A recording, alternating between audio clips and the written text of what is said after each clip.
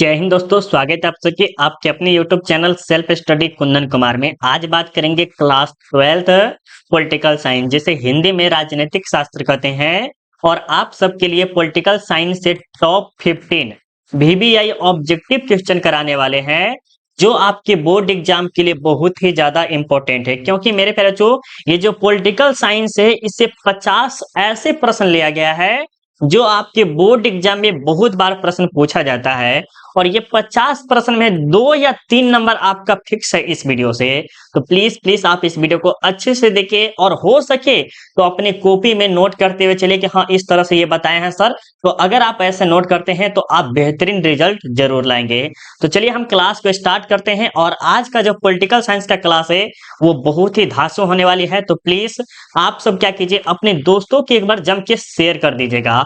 और वीडियो मुझे पूरा विश्वास है कि आपको अच्छा लगेगा। तो पहले आप क्या कर दीजिए, लाइक कर दीजिए। अगर आपको लाइक करने का इच्छा है तो पहले जरूर लाइक कर दीजिएगा। और आपके लिए एक छोटा सा चैलेंज ये है प्यारे बच्चों, कि अगर आप 50 प्रश्न में अगर आप 40 प्लस कर लेते हैं तो आपको ये जो पीडीएफ आप पढ़िएगा आज, वो पीडीएफ हम आपको फ्री में दे देंगे। और ये पीडीएफ आपको कैसे मिलेगा, तो टेलीग्राम का लिंक वीडियो के डिस्क्रिप्शन में होगा, उस लिंक पे क्लिक करके आप ज्वाइन कर लीजिएगा, वहां पर हम डाल देंगे। लेकिन कब, जब आप 40 प्लस बोलेगा कि सर मेरा 40 प्लस सही हुआ है कमेंट बॉक्स में, तब हम आपका बात मानेंगे, नहीं तो ऐसे नहीं हम डाल देंगे फ्री में, ठीक है। चलिए अब हम क्लास को स्टार्ट करते हैं। बहुत बच्चे बोलते हैं कि सर मुझे व्हाट्सएप ग्रुप ज्वाइन करना है। तो आपको क्या करना है प्यारे बच्चों, इस नंबर पे 8578002739, इस नंबर पे क्या करना है, हाई लिख के भेजना है। उसके बाद हम आपको व्हाट्सएप ग्रुप में ज्वाइन कर देंगे। और 2024 और 25 तक आपको बेहतरीन तरीका से तैयारी कराया जाएगा। उस पर टेस्ट पीडीएफ वगैरह के बारे में बताया जाएगा, लिंक वगैरह आएगा, लाइव क्लास सभी का चीज है, ठीक है। जरूर ज्वाइन कर लीजिएगा आप मैसेज करके। अब चलिए हम यहाँ से क्लास स्टार्ट करते हैं। क्लास बहुत ही धांसू होने वाली है, तो प्लीज फिर से हम बार बार बोल रहे हैं, एक बार अपने दोस्तों को जम के शेयर जरूर कर दीजिएगा। और 50 में आपको 40 प्लस करना है, ठीक है, ताकि आपको पीडीएफ मिल सके। तो चलिए यहाँ पर एक नंबर से देखते हैं, थोड़ा सा कलर चेंज कर लेते हैं, ब्लू ठीक रहेगा, राइट। यहाँ पर एक नंबर देखिए क्या करा है कि राज्य पुनर्गठन आयोग के विषय में कौन सा कथन जो है असत्य है। यहाँ पर कहा जा रहा है गलत है। एक सीधी तरह से बात बोला जाता है, क्या कह रहा है, गलत है। किसका, राज्य का। जैसे मान लीजिए बिहार हो गया, झारखंड हो गया, यूपी हो गया, पंजाब हो गया, छत्तीसगढ़ हो गया, ये सब क्या है, राज्य है। क्या है प्यारे बच्चों, राज्य है। और इसका आयोग हुआ था, मतलब कह सकते हैं गठन हुआ था या पूर्ण गठन हुआ था। तो उसमें सबसे बड़े जो विषय था वो कौन सा था, तो ये जो था सबसे पहले 1953 में क्या किया गया था प्यारे बच्चों, इसकी स्थापना किया गया था, बिल्कुल सही है। यहाँ पर इसने भाषाई राज्यों के निर्माण के लिए सिफारिश की, मतलब भाषा के आधार पर क्या किया गया, इसका निर्माण किया गया। और यहाँ पर जो देख रहे हैं, इसकी रिपोर्ट जो है 1966 में नहीं दिया गया था, जो कि ऑप्शन क्या होगा, बी बिल्कुल ही राइट आंसर होगा, ठीक है, समझ में। चलिए यहाँ पे कॉल आ गया था जिसके कारण आपको डिस्टर्ब हुआ होगा। देखिए यहाँ पर तो आपका बी बिल्कुल ही राइट आंसर है। और यहाँ पर 1966 नहीं होता प्यारे बच्चों, क्या होता, 1956 होता। और किसने किया था प्यारे बच्चों, वो आपको बताना है, मतलब कि इसका जो अध्यक्ष कौन था वो आपको कमेंट करके बताना है, ठीक है। चलिए यहाँ पर एक दो प्रश्न आपको बनता है कि राज्य पुनर्गठन आयोग की स्थापना कब हुई थी, तो 1953 में। कब हुई थी, 1953 में। और इसका रिपोर्ट कब पेश किया गया था, तो 1956 में। कब, 1956 में। और ये किस आधार पे, तो भाषा के आधार पर। जैसे छत्तीसगढ़ में अलग प्रकार के भाषा देखिएगा आपको, बिहार में अलग तरह के देखिएगा आपको, अलग अलग राज्य में क्या है, अलग अलग तरह से भाषा बोली जाती है, ठीक है। एक नंबर प्रश्न बहुत ही ज्यादा इंपॉर्टेंट था। अब देखिए 2 नंबर प्रश्न बहुत ही ज्यादा जबरदस्त है। और यहाँ पर कहा जा रहा है कि भारत में विविधता में एकता की विशेषता किसने बताई है। मतलब कहा जा रहा है मेरे प्यारे बच्चों कि भारत में क्या है, अनेक प्रकार के धर्म है, जैसे हिंदू धर्म, मुस्लिम धर्म, ईसाई, बौद्ध, जैन, ये सभी है। लेकिन क्या है, सभी के बीच में एकता है। क्या है प्यारे बच्चों, एकता है। और इसका जो प्रतीक किसने बताया था, तो ये जो है हमारे जवाहरलाल नेहरू जी बताए हैं। कौन बताए हैं, जवाहरलाल नेहरू, जो कि ऑप्शन क्या होगा, डी होगा, ठीक है, ऑप्शन डी राइट आंसर होगा। अब देखिए 3 नंबर प्रश्न तो और जबरदस्त है, क्योंकि जो ये अनुच्छेद और संविधान से बहुत एग्जाम में पूछा जाता है। और यहाँ पर कह रहा है कि भारत के संविधान के किस अनुच्छेद के अधीन भारत के राष्ट्रपति पर महाभियोग चलाया जा सकता है। कहा जा रहा है क्या, कि भारत के राष्ट्रपति पर महाभियोग है, मतलब कि भारत के जो राष्ट्रपति, जैसे भारत के प्रथम राष्ट्रपति कौन थे, तो राजेंद्र प्रसाद थे। तो उस पे जो महाभियोग चलाया जा सकता है वो अनुच्छेद किसके तहत, अनुच्छेद जो है 61 के तहत क्या होता है, ये चलाया जाता है। और ये जज पे प्यारे बच्चों, किस पे, जज पे और राष्ट्रपति पे चलाया जाता है। क्यों, उसको पद से हटाने के लिए, महाभिभोग करने के लिए, ठीक है, बहिष्कार करने के लिए। राइट, तो ऑप्शन क्या होगा, डी होगा। जबरदस्त प्रश्न था। अब चलिए 3 नंबर के बाद 4 नंबर प्रश्न देखिएगा कि संविधान निर्माता सभा की प्रारूप समिति के अध्यक्ष कौन थे। तो आपको पता है कि संविधान निर्मात्री सभा के जो प्रारूप समिति है वो कौन है, तो आपको पता कौन है, बताइए फटाफट बताइए। तो प्रारूप समिति के अध्यक्ष कौन है, तो ये बिल्कुल ही जबरदस्त। और यहाँ पर कभी पूछता है कानून मंत्री, ठीक है, कानून मंत्री कौन है या प्रारूप समिति के अध्यक्ष कौन है, तो आपको हमेशा याद रखना है ये डॉक्टर भीमराव अंबेडकर है। कौन है, डॉक्टर भीमराव अंबेडकर, जिन्होंने क्या किया था, भारत का संविधान का निर्माण किया था। और ये कब किए थे, तो 26 नवंबर 1949 को बनकर तैयार हो गया था, लेकिन 26 जनवरी 1950 को क्या किया गया था, ये लागू किया गया था। याद रखिएगा, डेट बहुत ही ज्यादा इंपॉर्टेंट है, ठीक है। आगे चलते हैं, यहाँ पर 5 नंबर में क्या है कि कानून का सम्मान संरक्षण शब्दावली कहाँ से लिया गया है। ये जो कानून जो है, इसका जो सम्मान संरक्षण शब्दावली मतलब कानून का, वो कहाँ से लिया गया है, तो ये भी आपको पता होना चाहिए। तो ये जो है अमेरिका से लिया गया है। कहाँ से लिया गया प्यारे बच्चों, अमेरिका से लिया गया है, ठीक है। और ये कानून का अर्थ क्या होता है, कभी कभी पूछता है कि कानून का अर्थ क्या होता है, तो समान, ठीक है, या क्या या कह सकते हैं सेवा वगैरह करना, कानून का यही कार्य है, जनता की सेवा करना, एक तरह से कह सकते हैं, ठीक है। चलिए आगे चले, यहाँ पर देखिएगा आपके सामने 6 नंबर में क्या है, मुख्य चुनाव आयुक्त तथा अन्य चुनाव आयुक्त की नियुक्ति किसके द्वारा की जाती है। मतलब मुख्य चुनाव और अन्य चुनाव, जैसे मेन जो चुनाव होता है और अदर चुनाव, इसकी जो नियुक्ति कौन करता है, मतलब इसका चयन कौन करता है, तो राष्ट्रपति, प्रधानमंत्री, लोकाध्यक्ष या लोकसभा अध्यक्ष या विधि मंत्री। तो अब आपको बताना है कौन करता है, तो बिल्कुल इसका जो राइट आंसर क्या होगा, राष्ट्रपति करता है। कौन करता है प्यारे बच्चों, राष्ट्रपति करता है। और इसका जो शासनकाल होता है वो 6 वर्षों का होता है, ये भी आप याद रखिएगा, ठीक है। 7 नंबर देखिए क्या करें कि प्रतिनिधि लोकतंत्र का आधार है। प्रतिनिधि लोकतंत्र का आधार क्या है, तो यहाँ पर आपका राइट आंसर क्या होगा प्यारे बच्चों, लोकसभा। क्या होगा, लोकसभा होगा, ठीक है, ऑप्शन सी इसका राइट आंसर होगा। और इसका प्यारे बच्चों कभी कभी पूछता है कि लोकसभा का सदस्य बनने के लिए, मतलब लोकसभा का अगर आप सदस्य बनना चाहते हैं तो उसके लिए कम से कम कितना एज होना चाहिए, तो 25 वर्ष। क्या होना चाहिए, 25 वर्ष। और कभी कभी पूछता है कि राष्ट्रपति का, यहाँ पर देखिए राष्ट्रपति, राष्ट्रपति का 30 वर्ष और लोकसभा का कितना, तो 25 वर्ष, ठीक है, याद रखिएगा। वेरी वेरी इंपॉर्टेंट पॉइंट है, बोर्ड एग्जाम में बहुत बार पूछा गया ये प्रश्न। यहाँ पर देखिए राज्यसभा के सदस्य के लिए न्यूनतम आयु क्या है, राज्यसभा की न्यूनतम आयु क्या है, यहाँ सॉरी राज्यसभा और लोकसभा, बिल्कुल ये राष्ट्रपति नहीं होगा प्यारे बच्चों, मिस्टेक हमसे हो गया। यहाँ पर अब आपके यहाँ पर लोकसभा और राज्यसभा का जो होता है न्यूनतम आयु क्या होती है, तो इसका 30 वर्ष होता है। और लोकसभा का जो होता है वो होता है आपको 25 वर्ष। कितना, फटाफट कमेंट करके बताइए, 25 वर्ष, ठीक है। चलिए अच्छा, वीडियो समझ में आ रहा है, अगर आपको वीडियो समझ में आ रहा है प्यारे बच्चों तो प्लीज प्लीज आप लाइक कर दीजिएगा, अगर आपको वीडियो समझ में आ रहा है तो। अब देखिए 9 नंबर में क्या है कि भारतीय संविधान में समवर्ती सूची की प्रेरणा कहाँ से ली गई है। भारतीय संविधान में समवर्ती सूची की प्रेरणा जो है वो आपको ऑस्ट्रेलिया से लिया गया है। कहाँ से लिया गया है, ऑप्शन सी होगा। क्या होगा, ऑप्शन सी होगा। आगे देखते हैं 10 नंबर में क्या है कि विकेंद्रीकरण किस शासन की विशेषता है। विकेंद्रीकरण किस शासन की विशेषता है प्यारे बच्चों, तो ये जो है ये आपके संघात्मक शासन के, किसके है, संघात्मक शासन, जो कि ऑप्शन क्या होगा, बी होगा। क्या होगा, ऑप्शन बी होगा। अब देखिए 11 नंबर में क्या है कि 73वें संविधान संशोधन द्वारा भारतीय संविधान में कौन सी अनुसूची जोड़ी गई है। ये प्रश्न थोड़ा सा और ज्यादा इंपॉर्टेंट है प्यारे बच्चों, बहुत ज्यादा, ये कह सकते हैं वेरी वेरी इंपॉर्टेंट है। 73वें संविधान संशोधन जो है उसमें जो भारतीय संविधान में कौन सी अनुसूची जोड़ी गई थी, तो 9वीं 10वीं 11वीं और 12वीं। तो बताइए कौन सी अनुसूची जोड़ी गई थी, तो ये जो है 11वीं अनुसूची जोड़ी गई थी। और ये कब जोड़ी गई थी, तो 1992 में। कब जोड़ी थी, 1992 में, ठीक है, याद रहेगा ना। अगर आपसे पूछ लिया जाए कि 73वें संविधान संशोधन जो है कब जोड़ी गई थी, तो ये आपको बताना है 1992। और अब आपको बताना है कि 42वें संविधान संशोधन कब जोड़े गए थे, ये आपको कमेंट करके बताना है, ठीक है। आगे देखिए 12 नंबर में क्या है कि भारत में कम्युनिस्ट पार्टी को सत्ता में आने का सर्वप्रथम अवसर क्या मिला, कब मिला था। देखिए ये जो कम्युनिस्ट पार्टी है, भारतीय राष्ट्रीय कम्युनिस्ट, इसका जो पार्टी में सत्ता में आने का कह सकते हैं, या पार्टी में आने का जो सर्वप्रथम अवसर जो मिला था वो आपको बताना है कब मिला था। तो बिल्कुल आपका जो राइट आंसर क्या है, ये आपके दूसरे चुनाव मतलब कि 1957 में क्या हुआ था, उसको सत्ता में आने का अवसर मिल गया। कभी कभी बोर्ड एग्जाम में बहुत बार पूछा गया है, अनगिनत बात कर सकते हैं कि 1952 में जो है क्या हुआ था, प्रथम आम चुनाव कब हुआ था प्यारे बच्चों, प्रथम आम चुनाव पूछेगा तो कब हुआ था, तो 1952 में।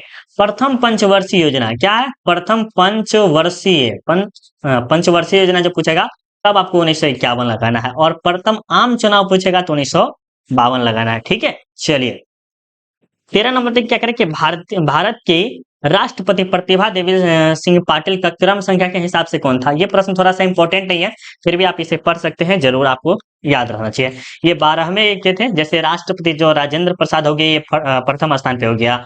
उसके बाद आपके जो हो गए सर्वपल्ली राधाकृष्णन हो गए, उसके बाद जाकिर हुसैन हो गए। उसी तरह से जो है ये प्रतिभा देवी पाटिल जो है ये 12वें नंबर पे आते हैं। जैसे राजेंद्र प्रसाद 1 नंबर पे, सर्वपल्ली राधाकृष्णन 2 नंबर पे, जाकिर हुसैन 3 नंबर पे, और 12वें स्थान पे कौन थे, तो प्रतिभा देवी सिंह पाटिल थे। ठीक है, याद रखिएगा। अब आगे देखिए 14 नंबर में क्या है कि स्वतंत्र भारत के प्रथम गवर्नर जनरल कौन थे। इसमें बच्चे जो है ना 100% कंफ्यूज रहते कभी कभी, ऐसा लगता है कि ये प्रश्न उसके लिए पहाड़ पे बोझ नहीं होता है, उस तरह से उसको लगता है। लेकिन ये बोझ को आज खत्म कर देना है, पहले क्या करना है, बोझ को खत्म कर देना है। और यहाँ पर क्या करें कि स्वतंत्र भारत के प्रथम गवर्नर जनरल कौन थे, तो ये जो थे कौन थे बताइए तो। बिल्कुल आज क्लियर हो जाना चाहिए, तो हो जाना चाहिए बिल्कुल। इसका जो राइट आंसर जो होगा प्यारे बच्चों क्या होगा, लॉर्ड माउंटबेटन होगा। क्या होगा, देखिए आपको हमेशा याद रखना है कि स्वतंत्र भारत मतलब कि जब स्वतंत्र हो गया भारत, उस समय भारत का प्रथम जो गवर्नर जनरल था वो लॉर्ड माउंटबेटन था। और अंतिम पूछे प्यारे बच्चों, अंतिम अगर जब भी पूछ लिया जाए तो आपको क्या लगाना है, सी राजगोपालचारी। ये 100% सही है, इसमें कोई कंफ्यूजन की बात नहीं है, याद रखिएगा। ठीक है, और ये लॉर्ड माउंटबेटन कब आए थे भारत, वो आपको कमेंट करके बताना है। और इन्हीं के आधार पर, लॉर्ड माउंटबेटन के आधार पर क्या किया गया था, 1947 में जो है भारत और क्या हुआ था, पाकिस्तान अलग हुआ था प्यारे बच्चों, क्या हुआ था, अलग हुआ था। ठीक है, आगे देखते हैं स्वतंत्र भारत में प्रथम आम चुनाव कब हुआ था, तो 1952 में, दूसरा 1957 में।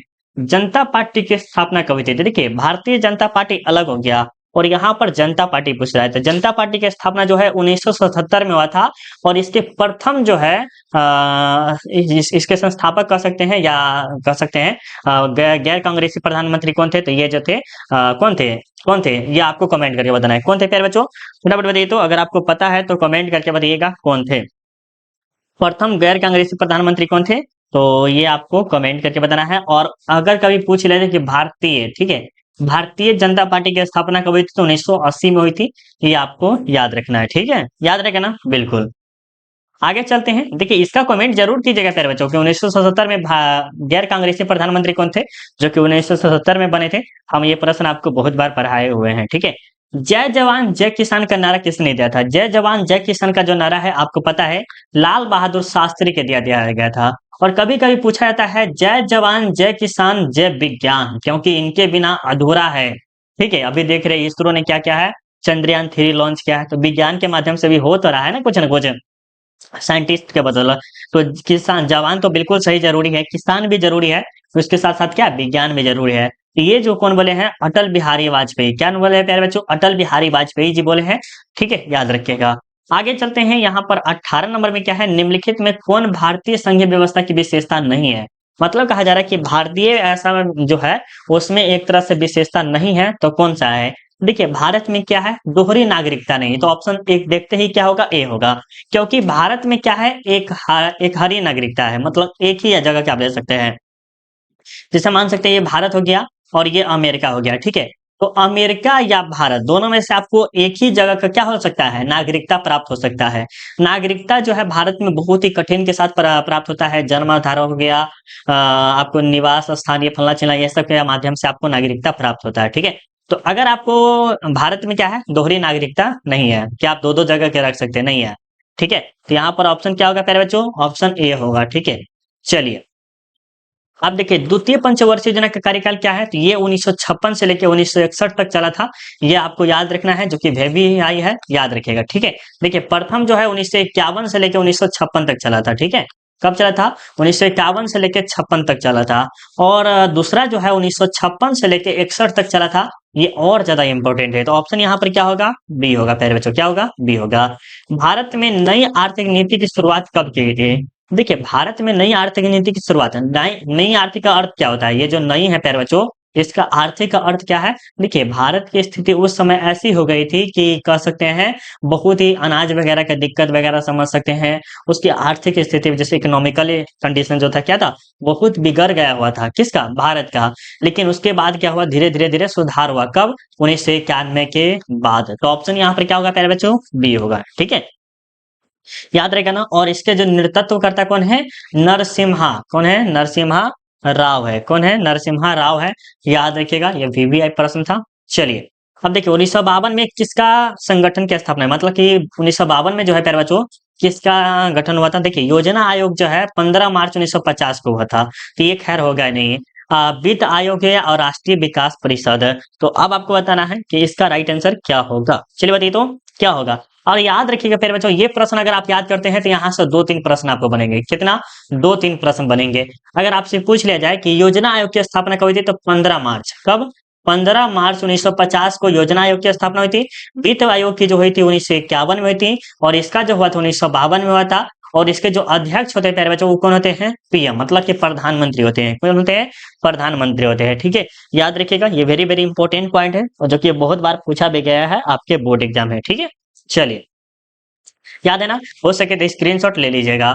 बजट का संबंध किस पक्ष से है? अरे भाई देखिए, बजट का जो संबंध होता है, ये भारत हो गया, पाकिस्तान हो गया, जो भी हो गया, अमेरिका वगैरह, तो आय और व्यय दोनों से होता है। लेन और देन दोनों होता है। तो ऑप्शन यहाँ पर क्या होगा? सी होगा। अब देखिए, किस पंचवर्षीय योजना को योजनाएं कहा जाता है? ये योजनाएं अवकाश कहा जा सकता है, ये भी आप कह सकते हैं। तो योजनाएं कहा जाता है, तो ये छठी योजना को कहा जाता है, जो कि ऑप्शन डी होगा। योजना अवकाश नहीं है, योजनाएं कहा जाता है। ठीक है, भारतीय योजना आयोग को कब समाप्त किया गया था मेरे बच्चों? देखिए, भारतीय योजना आयोग है जिसकी स्थापना आपको 15 मार्च को पता है। 15 मार्च 1950 को इसकी स्थापना हुई थी। तो इसको बाद में क्या किया गया था? 2014 में इसे समाप्त कर दिया गया था। और ये किसके द्वारा किया गया था? तो नरेंद्र मोदी, मोदी के नाम से जानते हैं, तो मोदी ही समझिए, अच्छा रहेगा। मोदी के नाम, मोदी ने ही क्या किया था? इसको समाप्त कर दिया था। ठीक है, मोदी जी। तो ये क्या किया? समाप्त कर दिया। लेकिन बाद में क्या किया मोदी जी ने? क्या किया? एक नीति आयोग की स्थापना की। क्या किया? नीति आयोग की स्थापना की। और ये कब किए थे? 2015 में किए थे। कब किए थे? 2015 में। 1 जनवरी 2015 को नीति आयोग की स्थापना किया गया।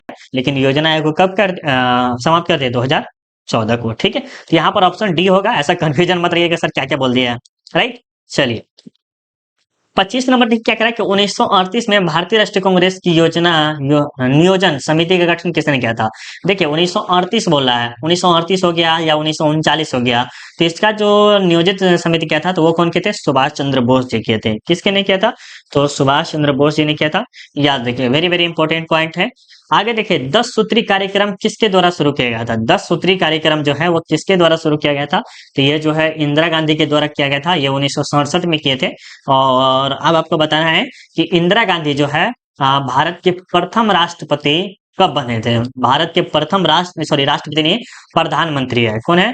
भारत के प्रथम महिला प्रधानमंत्री कौन है? तो इंदिरा गांधी है। और कब बनी थी वो आपको कमेंट करके बताना है। का अगर आप बता देते हैं तो मुझे बहुत ही खुशी होगी। ठीक है, चलिए 27 नंबर देखिए क्या करें कि निम्नलिखित में कौन सा कथन गुट निरपेक्ष आंदोलन के उद्देश्य पर प्रकाश नहीं डालता है? मतलब कि इसमें से कहा जा रहा है कि गलत है। तो देखिए, आपको पता है कि गुट निरपेक्ष या सीधा सीधा कहा जाता है कि वो किसी भी गुट में शामिल नहीं होना चाहता है। क्या कर रहा है बच्चों? वो किसी भी गुट में शामिल नहीं होना चाहता है। तो इसका डायरेक्ट ऑप्शन देखिए डी होगा। क्या होगा? वैश्विक आर्थिक असमानता की समाप्ति पर ध्यान केंद्रित करना, जो कि ऑप्शन क्या होगा? बी होगा। भारत एवं बांग्लादेश के बीच फरक्का समझौता पर हस्ताक्षर कब हुआ था? देखिए, भारत और बांग्लादेश के बीच में जो फरक्का समझौता हुआ था, तो 1996 में हुआ था। यहाँ पर ऑप्शन क्या होगा? सी होगा। क्या होगा? सी होगा। और इसका मुख्य कारण क्या था प्यारे बच्चों? मुख्य कारण देखिए, झगड़ा का कुछ ना कुछ कार्य जरूर होता है। जैसे आप अपने दोस्तों से लड़ाई कर लेते हैं, पैसा देवे के ना रे, गद्दारी करबे, इसे करते थे ना तो इस समय झगड़ा हो जाता है। ठीक है, लेकिन अगर देश के देश बीच में हो रहा है तो कोई ना कोई मुद्दा तो जरूर होगा। तो इसका मुद्दा था पानी प्यारे बच्चों। क्या था? पानी। पानी से बहुत ज्यादा मुद्दा उठता है, क्योंकि ये पानी, अरे भाई रोक देगा तो जिंदगी का सवाल खत्म हो जाएगा ना। ठीक है, तो पानी सबसे बड़ा मुद्दा है वहां का। राइट, आगे चलते हैं। मैकमोहन रेखा क्या है? मैकमोहन रेखा जो है प्यारे बच्चों, ये भारत एवं चीन की सीमा है। क्या है प्यारे बच्चों? भारत एवं चीन की सीमा है, जो कि अरुणाचल प्रदेश में। कहा है? अरुणाचल, अरुणाचल प्रदेश में। याद रखिएगा, वेरी वेरी इंपॉर्टेंट पॉइंट है ये आपके लिए, ज्यादा जबरदस्त है। कभी कभी पूछता है बोर्ड एग्जाम में कि ये जो चीन है वो हिंद चीन भाई भाई का नारा कब दिए थे? तो 1954 में दिए थे। फिर उन्होंने क्या किया? 1962 में क्या किया गया था? चीन ने आक्रमण कर दिया किस पे? भारत पे। और उसी समय खुली द्वार की नीति अपनाई थी। अगर कभी कभी पूछ लेता है कि खुली द्वार की नीति किसने अपनाई थी, तो चीन ने अपनाई थी। और कब? तो 1962 में ही। कब अपनाई थी प्यारे बच्चों? 1962 में ही। ठीक है, आगे देखते हैं 30 नंबर में क्या है कि गुट निरपेक्षता की नींव रखने में किस भारतीय नेता का प्रमुख योगदान है? ये जो हमारे हैं जवाहरलाल नेहरू, मतलब कि ऑप्शन सी होगा। ठीक है, जो कि प्रथम प्रधानमंत्री थे। देखिए 1965 और 1971 में भारत के किस देश के साथ युद्ध है? 1965 हो गया, 1948 हो गया, 1999 हो गया। ये इतना युद्ध हुआ है इसके साथ के मत पूछिए। ठीक है, इतना युद्ध हुआ है। 1999 हो गया, 1948 हो गया, 1965 हो गया, 1971 हो गया। इसके साथ युद्ध हुआ ही है। ठीक है, तो ये कौन है? आपका पड़ोसी, जो कि ऑप्शन सी राइट आंसर होगा। इसे हम सब क्या कहते हैं? बेटा बोलते हैं। ठीक है, बिहार का, बिहार बोलिए या भारत का बेटा है। ठीक है, जो कि सुधरेगा नहीं कहियो। राइट, चलिए आगे देखते हैं। 32 नंबर देखिए क्या कह रहा है कि गुट निरपेक्षता का अर्थ क्या है? गुट निरपेक्षता का अर्थ हम अभी आपको बताए थे कि ये किसी भी गुट में क्या होता है? शामिल नहीं होना चाहता है। तो ऑप्शन क्या होगा? बी होगा। ताशकंद समझौता के समय सोवियत संघ का प्रतिनिधित्व नेता कौन कर रहा था? सबसे पहले याद रखिएगा, ये जो ताशकंद समझौता जो हुआ था प्यारे बच्चों, 1966 में हुआ था। और ये किसके किसके बीच में हुआ था? लाल बहादुर शास्त्री और अयूब खान के बीच में हुआ था। ये बच्चे बहुत कंफ्यूज होते हैं कभी कभी। शिमला समझौता और ताशकंद समझौता दोनों अच्छे समझ लेते हैं। ठीक है, शिमला समझौता जो हुआ था 1972 में हुआ था। और ये जो हुआ था आपको इंदिरा गांधी और जुल्फिकार अली भट्टे, क्या है? भुट्टे, भुट्टे हम लिख देते हैं, भुट्टे अच्छा रहेगा। इनका नाम भुट्टा जो नहीं होता है, 10 रुपए में देता है, मकई का जो होता है, आप सब मकई बोलते हैं शायद कुछ, भुट्टा जो होता है वो है। ठीक है, समझिएगा। तो उसको 1972 में क्या किया गया था? गोल गोल घुमाया गया था। ठीक है, तो यहाँ पर दिक्कत नहीं मानिएगा सर। ठीक है, बच्चे मत मत मदानिएगा। तो 33 का आपका राइट आंसर क्या होगा? ये कोसी जिन होगा, जो कि ऑप्शन बी होगा प्यारे बच्चों। ठीक है, ये दोनों बहुत ज्यादा जरूरी है कि ताशकंद समझौता कब हुआ था? 1966 में था। कौन कौन थे? भारत की तरफ से लाल बहादुर शास्त्री और पाकिस्तान की तरफ से अयूब खान। वही शिमला समझौता 1972 में हुआ था। इंदिरा गांधी भारत की तरफ से थे और भुट्टे जो थे पाकिस्तान की तरफ से थे। ठीक है, चलिए अब देखिए, वही इंदिरा गांधी ने भारत में आपातकालीन किस वर्ष लगाए? देखिए 1974 में, जो आपको पता है कि छात्र आंदोलन हुआ था ना। उसके बाद क्या कहते हैं, इंदिरा गांधी ने क्या किया? 1975 में आपातकालीन लागू कर दिया था। और भी कुछ रीजन हो सकता है, बट सबसे बड़ा रीजन यही समझ सकते हैं। निम्न में से किस राज्य में सबसे पहले गैर कांग्रेसी प्रधानमंत्री बनी थे? गैर कांग्रेसी सरकार बनी थी। तो ये जो है आपको अलग है, ये पहले अलग बोला जा रहा है। गैर कांग्रेसी सरकार बनी थी, तो वो किस राज्य में बनी थी प्यारे बच्चों? तो ये आपको बताना है किस राज्य में। बिल्कुल, ये जो है केरल में बनी थी। और ये कब बनी थी? 1957 में बनी थी। कब बनी थी? 1957 में। ठीक है, और ये 1977 वाला अलग है प्यारे बच्चों, अलग है वो। नेहरू के निधन के बाद उनका राजनीतिक उत्तराधिकारी कौन बना? मतलब कि पंडित जवाहरलाल नेहरू जो है उनका मृत्यु हो गया या देहांत हो गया, उसके बाद उसका जो राजनीतिक उत्तराधिकारी कौन बना? तो ये आपको बताना है कौन बना था। तो उसके बाद जो है प्यारे बच्चों लाल बहादुर शास्त्री जी बने थे। तो ऑप्शन क्या होगा? डी होगा। ठीक है, 1969 में नई कांग्रेस के मुंबई अधिवेशन में किसने अध्यक्षता की थी? तो ये जो है हमारे किसने किया था? तो ये जो है जगजीवन राव किए थे, जो कि ऑप्शन क्या होगा? डी होगा पहले। क्या होगा? डी होगा। देखिए प्यारे बच्चों, इतना आप सबके लिए मेहनत कर रहे हैं। अगर रियलिटी अगर आप मानते हैं कि हाँ ये मेरा मेहनत जो है अच्छा है, और आपको वीडियो थोड़ा सा भी अच्छा लग रहा है, 0% भी, तो प्लीज हो सके तो लाइक करिए। क्योंकि लाइक करने से आपको पैसा खत्म नहीं हो रहा है, नहीं आपको एमबी कुछ जा रहा है। सिर्फ लाइक करने से ये होगा कि आपको, अगर आप हमारा वीडियो लाइक करते हैं तो आपको मेरा जितना भी अच्छा अच्छा वीडियो रहेगा ना, वो आपको सजेस्ट करेगा, ताकि वो उस वीडियो को देख के आप बोर्ड एग्जाम में गर्दा उड़ा के आए हैं। इसलिए हम बार बार लाइक बोलते हैं। और लाइक यूट्यूब इसीलिए कहता है करवाने के लिए, एक तरह से कहा जाए तो।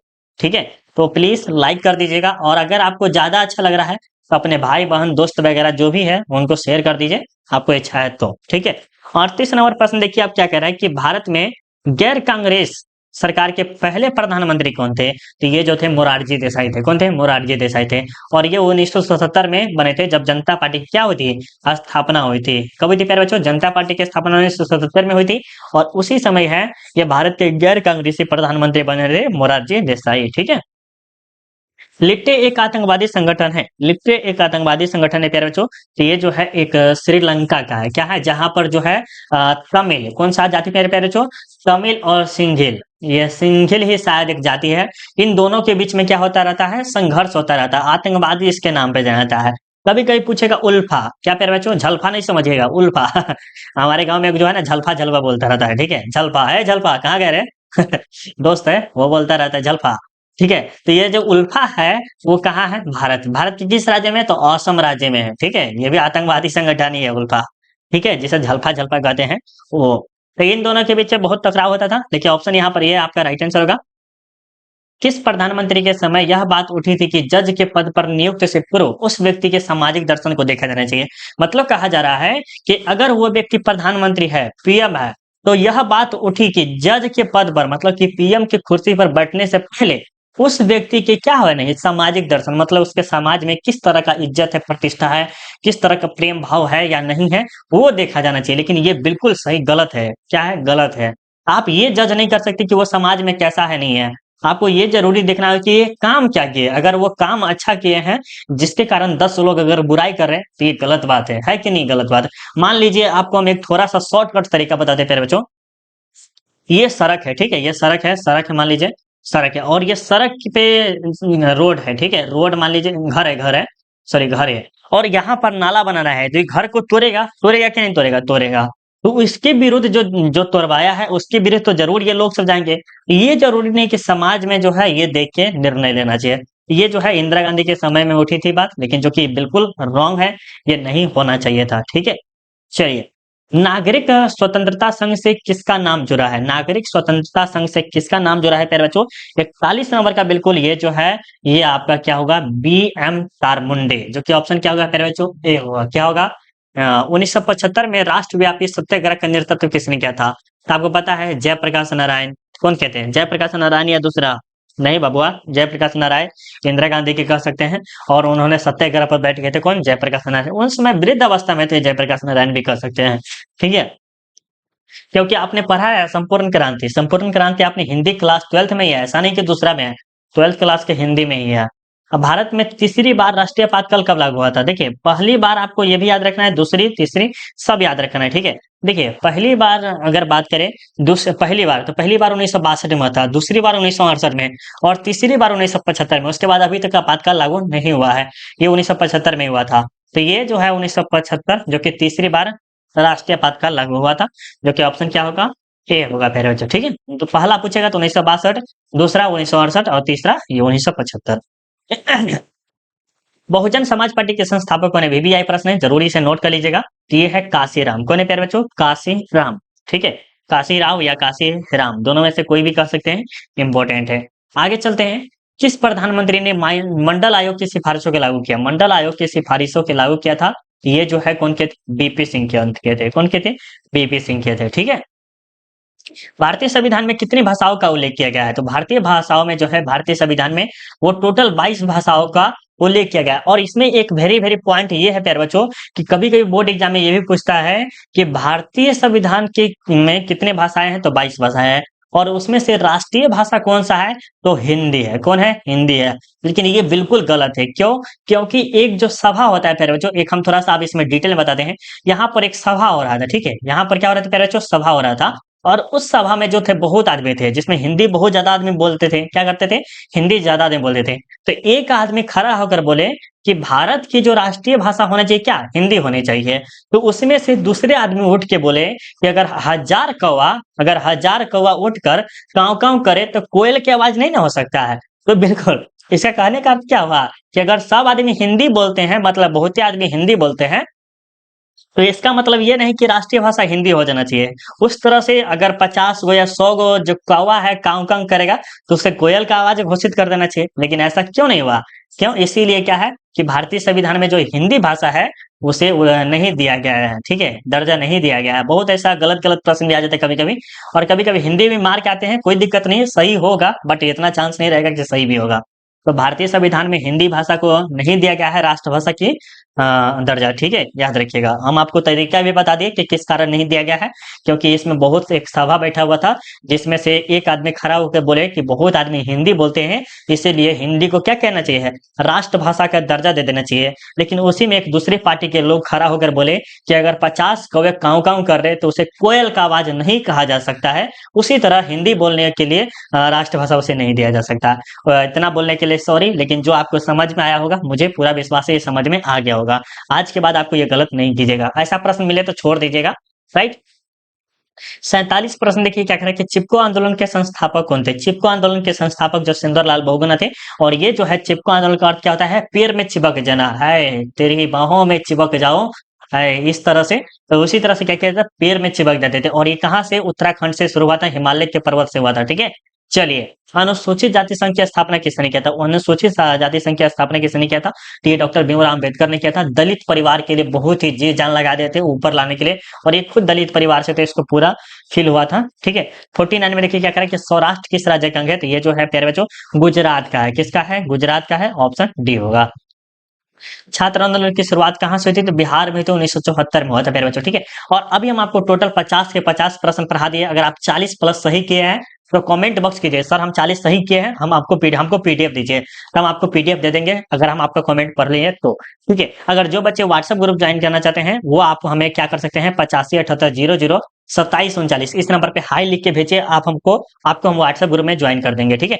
लेकिन अगर आप पेड ग्रुप ज्वाइन करना चाहते हैं जहां पर आपको आर्ट्स का ऑल सब्जेक्ट का पीडीएफ नोट्स मिल जाएगा प्यारे बच्चों, तो आप हमें इस नंबर पे 754203, ये 3 समझिएगा प्यारे बच्चों, क्या 03 समझिए, थोड़ा सा रुक जाइए, 031831 इस नंबर पे कॉल करिए, और आपको हम क्या करेंगे, एक ग्रुप में ऐड कर देंगे। उससे पहले आपको 200 रुपया पेमेंट करना पड़ेगा, उसके बाद आपको उस ग्रुप में ज्वाइन कर पाएंगे, ठीक है। क्लास कैसा लगा जरूर कमेंट करके बताइएगा, और लाइक तो बनता है प्यारे बच्चों, क्या है, लाइक बनता है। और आपका 40 सही हुआ या नहीं हुआ कमेंट करके जरूर बताइएगा। मिलते हैं अगले वीडियो में, और आज का क्लास कैसा लगा कमेंट जरूर करिए। मिलते हैं अगले वीडियो में, अभी के लिए बाय बाय, जय हिंद जय भारत।